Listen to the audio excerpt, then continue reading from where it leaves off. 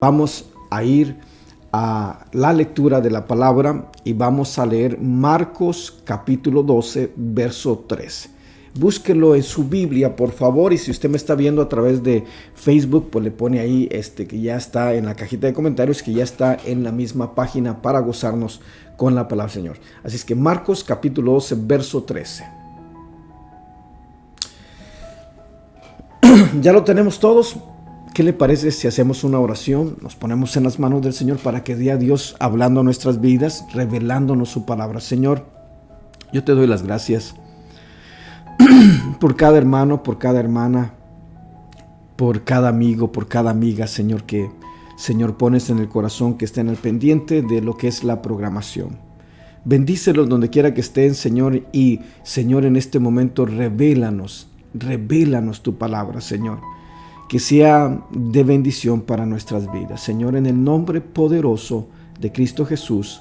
Amén, Señor, y amén. Marcos capítulo 12 y vamos a ir al verso 13. Marcos capítulo 12, verso 13.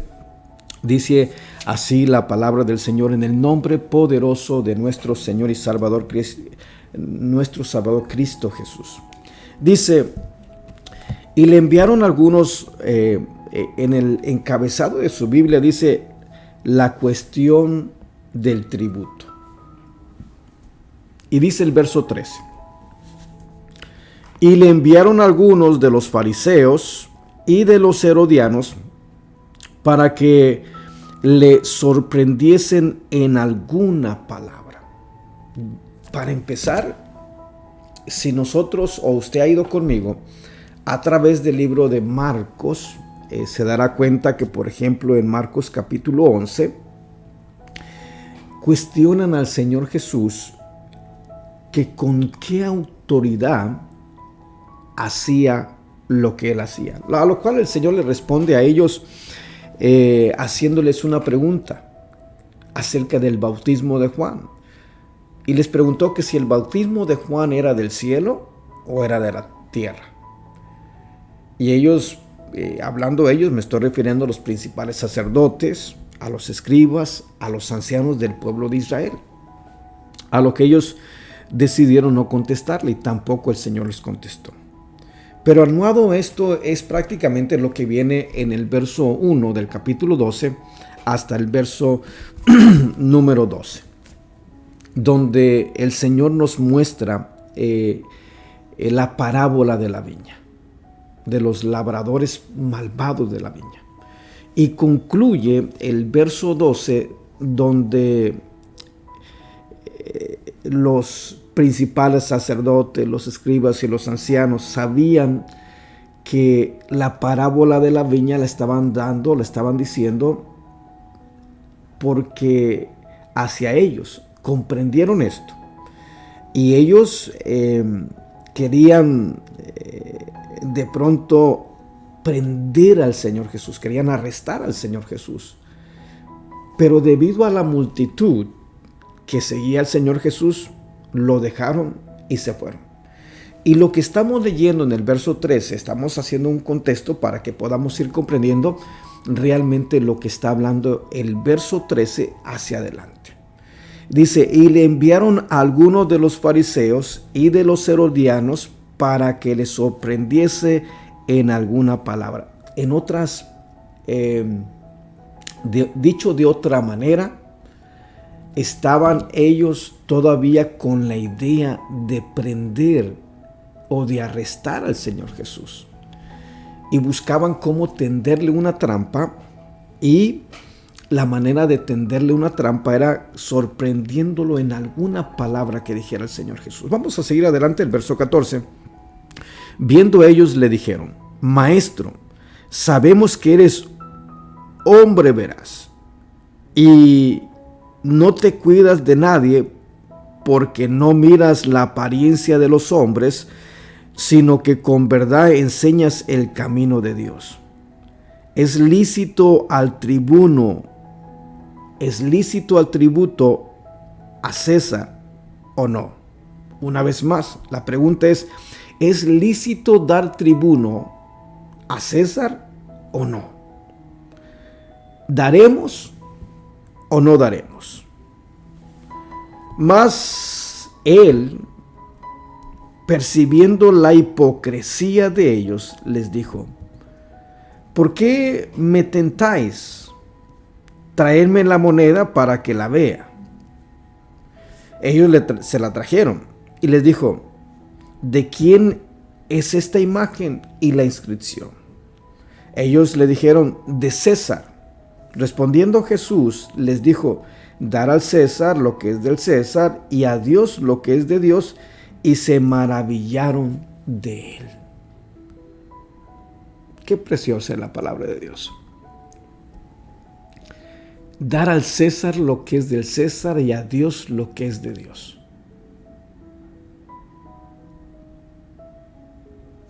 Y si nosotros leemos la palabra solamente por leerla y querer tomar algunas determinaciones en base a nuestra manera de pensar, estaríamos errando tremendamente.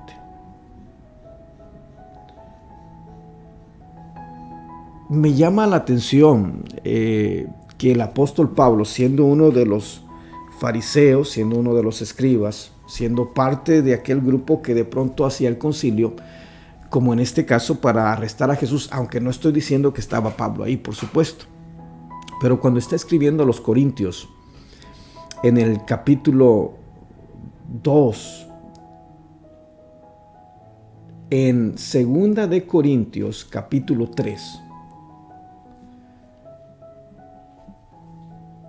y el verso 5, el apóstol Pablo nos dice algo muy precioso con respecto a lo que el Señor había hecho con el corazón de él. Y en 2 de Corintios capítulo 3 y el verso 5 dice: no que seamos competentes por nosotros mismos para pensar algo como de nosotros mismos, sino que nuestra competencia proviene de Dios, el cual asimismo nos hizo ministros competentes del nuevo pacto, no de la letra, sino del espíritu, porque la letra mata, pero el espíritu vivifica. Hay muchas maneras de poder interpretar estas escrituras y de asumir de pronto, porque aquí el Señor Jesús le está respondiendo, y recuerde que el verso 13 nos dice claramente que los principales sacerdotes, los escribas y los ancianos de Jerusalén mandaron a fariseos y a los herodianos para que sorprendiesen en alguna palabra. No era cualquiera el que iba a hacerle preguntas al Señor Jesús, era gente que dentro de su intelecto, conocimiento de la palabra del Señor, sabían lo que estaban hablando conforme a la ley, conforme a la palabra del Señor. Y lo que querían era tenderle una trampa. ¿Cuál era el propósito? Era arrestarle, llevarle preso, porque venían tramando cómo llevarle preso. Y el Señor les contesta de una manera: dar al César lo que es del César y a Dios lo que es de Dios. Y hay algo hermoso, porque si nosotros regresamos un poquito más al capítulo 11 del libro de Marcos y leemos el verso 12 y el verso 20, vamos a encontrar esa particularidad donde el Señor Jesús tiene hambre. Dice el verso 12 que tuvo hambre y vio una higuera con hojas y se arrima buscando fruto de la higuera. La escritura nos dice claramente que no era tiempo de que hubiera frutos. El Señor Jesús lo sabía, pero se arrima a la higuera buscando un fruto y no lo encuentra, lo cual lleva a maldecir la higuera. Al día siguiente usted va a leer en el verso 20 de Marcos capítulo 11 que el Señor Jesús junto con sus discípulos iba Pedro, y Pedro, cuando vio la higuera que el Señor la había maldecido, la vio que se secó desde su raíz. Se había secado desde su raíz la higuera. Y eso es algo bien tremendo, porque cuando se secó desde su raíz le sorprendió. Y mire lo que está diciendo aquí. El Señor Jesús Dice, dar al César lo que es del César y a Dios lo que es de Dios. El pueblo de Israel no estaba dando los frutos para Dios. Los frutos que estaba dando eran más que nada siempre fundados en su manera de pensar. Y el Señor les dice a aquellos hombres, dar a César lo que es del César y a Dios lo que es de Dios. Y hoy en estos días puede, si nosotros ponemos atención, mucha atención, le pedimos a Dios que nos revele su palabra. Hoy en estos días habemos, y yo me cuento entre ellos, por supuesto, para que nadie se sienta mal, quienes decimos creer en el Señor Jesús, amar al Señor con todo nuestro corazón, pero muchas veces no le estamos dando a Dios lo que realmente debemos de darle a Dios. ¿Y qué es lo que le tenemos que dar a Dios? ¿Qué es lo que tenemos que darle al Señor? Si Él se dio todo por nosotros, ¿qué tendríamos nosotros que darle? Tendríamos que darle los frutos, lo que le pertenece a Dios. Dejar que el Espíritu de Dios venga sobre nuestras vidas y toque, ministre nuestros corazones, porque fue una viña que se nos puso nosotros acá. Lo leemos en el verso 1 al verso 12 de Marcos capítulo 12. Leemos que el Señor le quitó la viña a los labradores malvados y la puso sobre nosotros, nos la dio a nosotros. Esa viña tiene para trabajarla y esa viña tiene que dar frutos, y el Señor dice, dar al César lo que es del César y a Dios lo que es de Dios. Y quiere decir que dentro de nosotros, en nuestra vida personal, está el Espíritu de Dios y tendríamos que estar dando frutos. ¿Frutos? ¿Cuáles frutos? Frutos de amor, frutos de paciencia, frutos de benignidad, y de esa manera empezarle a dar a Dios una adoración excelente. Es algo tan hermoso. Y es tiempo de que si dedicamos tiempo a la vida secular, nuestros trabajos, no faltamos ni un día faltamos a nuestro trabajo. Y a él le estamos dando al César porque le estamos pagando impuestos por medio de nuestros trabajos. Y todos los días somos bien fieles y bien religiosos. Pero muchas veces me gustaría decir otra cosa, pero tengo que hablar con la verdad. No puedo hablar con mentira. Tenemos tiempo muchas veces para el César, pero muy poco tiempo tenemos para Dios. Y el Señor dice, dar al César lo que es de César y a Dios lo que es de Dios.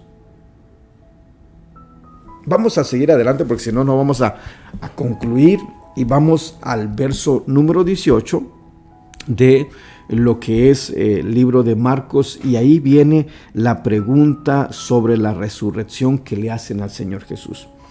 Y el verso 18 dice algo muy precioso. Entonces vinieron a él los saduceos, que dicen que no hay resurrección, y le preguntaron diciendo, Maestro, Moisés nos escribió que si el hermano de alguno muriere y dejare esposa, pero no dejare hijos, que su hermano se case con ella y levante descendencia a su hermano. Hubo 7 hermanos, el primero tomó esposa y murió sin dejar descendencia. El segundo se casó con ella y murió y tampoco dejó descendencia. El tercero y de la misma manera, y así los 7 y no dejaron descendencia. Y después de todos murió también la mujer. En la resurrección, pues, cuando resuciten, ¿de cuál de ellos será ella, mujer? Ya que los 7 la tuvieron por mujer. Entonces respondiendo Jesús les dijo, no erréis por esto, porque ignoráis las Escrituras y el poder de Dios. Porque cuando resuciten de los muertos, ni se casarán ni se darán en casamiento, sino serán como los ángeles que están en el cielo. Pero respecto a que los muertos resucitan, ¿no habéis leído en el libro de Moisés cómo le habló Dios a la zarza, diciendo, yo soy el Dios de Abraham, el Dios de Isaac y el Dios de Jacob. Dios no es un Dios de muertos, sino Dios de vivos. Así que vosotros mucho erráis. Mire qué precioso. Siempre buscando cómo tentar, cómo poner de pronto esas pruebas a lo que es el tema de la palabra del Señor y cómo es que el Señor los lleva a la misma escritura. Por eso el programa se llama Los Pensamientos de Dios, porque el mismo Señor los lleva a las escrituras. Ellos de pronto hablan de las escrituras. Moisés nos escribió, dijo, que si un hermano, o sea, eso es lo que estaba de acuerdo a lo que estaba en la ley. Pero el Señor los lleva a las escrituras, porque el punto era hablar de la resurrección de los muertos. Pero el Señor los lleva a aquel pasaje de Éxodo capítulo 3. Usted puede leer del verso 12 hacia adelante, o del verso 3 hacia adelante, y se va a encontrar. Y lo que el Señor les está diciendo, que el Señor le dice a Moisés: yo soy el Dios de Abraham, el Dios de Isaac y el Dios de Jacob. No dice yo fui el Dios de tus antepasados. No, yo sigo siendo el Dios de Abraham. Yo sigo siendo el Dios de Isaac y el Dios de Jacob, porque estaban en su presencia. Por eso dice, Él es un Dios de vivos. Y esa es la esperanza que todos nosotros tenemos, que al morir, al dejar esta tierra, pasamos a estar delante de la presencia de Dios. Ya sea que el Señor nos lleve antes por medio de la muerte, o ya sea que el Señor aparezca y nos levante desde lo que es el arrebatamiento de su iglesia. Vamos a seguir adelante gozándonos con la palabra del Señor, esperando ir avanzando poco a poquito, ¿verdad? Yo sé que por ahí tengo problemitas, tal vez con la internet, no estoy seguro. Y dice en Facebook, por supuesto. El verso 28 nos dice, acercándose uno de los escribas, este es el gran mandamiento. Si usted se da cuenta, el verso 13 al verso 17 y del verso 18 al verso 27 son personas que se vienen a preguntarle, a tentar al Señor Jesús. El verso 28, acercándose uno de los escribas que los había oído disputar y sabía que les había respondido bien, le preguntó, ¿cuál es el primer mandamiento de todos? Jesús le respondió, el primer mandamiento de todos es, oye Israel, el Señor vuestro Dios, el Señor uno es. Y amarás al Señor tu Dios con todo tu corazón y con toda tu alma y con toda tu mente y con todas tus fuerzas. Este es el principal mandamiento. El segundo es semejante. Amarás a tu prójimo como a ti mismo. No hay otro mandamiento mayor que estos. Entonces el escriba le dijo, bien, maestro, verdad has dicho, que uno es Dios y no hay otro fuera de él. Y amarle con todo el corazón, con todo el entendimiento y con toda el alma y con todas las fuerzas. Y amar al prójimo como a uno mismo es más que todos los holocaustos y los sacrificios. Jesús entonces, viendo que había respondido sabiamente, le dijo, no estás lejos del reino. Y ya ninguno osaba preguntarle. Verso 35, ¿de quién es hijo el Cristo? Enseñando Jesús en el templo, decía, ¿cómo dicen los escribas que el Cristo es hijo de David? Porque el mismo David dijo por el Espíritu Santo, dijo el Señor de mi Señor, siéntate a mi diestra hasta que ponga tus enemigos por estrado de tus pies. David mismo le llama Señor, ¿cómo pues es hijo? Y gran multitud del pueblo le oía de buena gana. Verso 38. Jesús acusa a los escribas. Y les decía en su doctrina, guardaos de los escribas que gustan de andar con largas ropas y aman las salutaciones en las plazas, las primeras sillas en las sinagogas y los primeros asientos en las cenas, que devora las casas de las viudas y por pretexto hacen largas oraciones. Estos recibirán mayor condenación. Y ya para culminar el capítulo 13, vamos a leer el verso 41 al 44, la ofrenda de la viuda.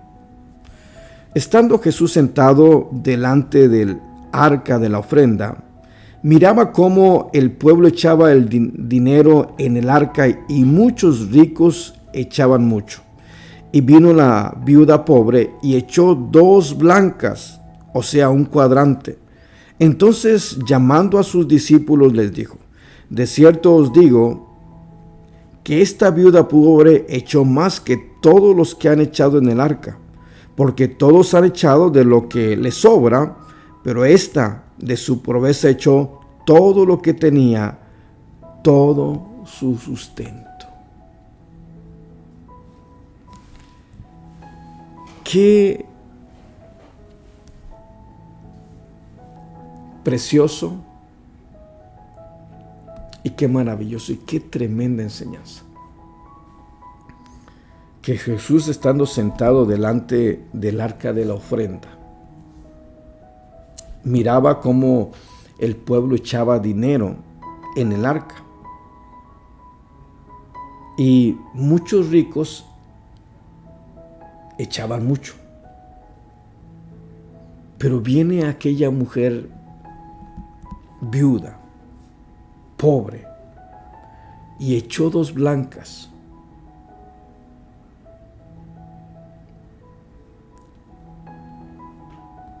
Y cuando esta viuda echó 2 blancas, llama a sus discípulos. Y al llamar a sus discípulos, les da una tremenda enseñanza de cómo aquella mujer había dado más que todos. De cómo aquella mujer había dado todo lo que tenía. Y eso me lleva de pronto a ese momento donde nosotros encontramos en la Escritura aquella mujer que andaba buscando unos leños porque tenía un puñado de harina y aceite para hacerse las últimas tortas. Y el profeta enviado por el Señor le dijo, vas a ir allá y te vas a encontrar a una mujer. Y cuando viene el profeta y encuentra a aquella mujer buscando leña y le pregunta, ella le responde, ando buscando leñas para hacerme una torta cocida y dejarnos morir. Y el profeta le dice, ve y haz aquello, pero dame primero a mí.